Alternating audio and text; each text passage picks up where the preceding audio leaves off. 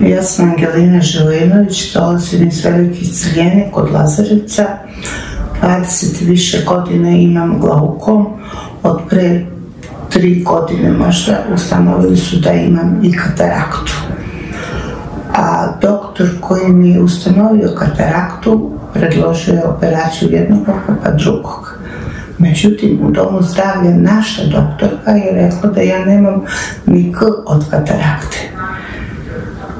Kad sam ja, naravno, više poverovala svojoj doktorki nego privatniku gde sam napravila veliku grešku, počela sam sve slabije i slabije iz dana u dan da vidim. I bila sam svesna da moram da potražim još negde pomoć.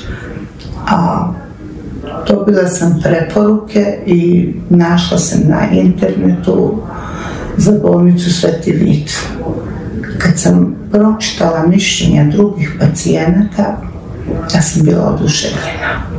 Kad sam prvi put došla u bolnicu, toliko me je iznenadila ljubaznost. Nemam reći da vam kažem koliko je osoblje prijatno, a naročito doktorka koja je radila sa mnom. Svi su pregledi odrađeni, izvršena je operacija katarakte na oba oka.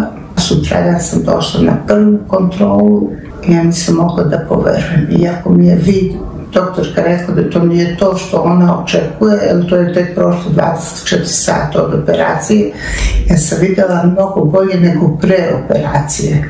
Moj vid, u suštini ja sam videla samo 20% pre operacije katarakte. Mesec dana posle operacije ja vidim 100%. Čak vidim i ono što možda ne bi trebala da vidim. Eto, znači sve najtoplije i najiskrenije preporuke za bolnicu Sveti Vid.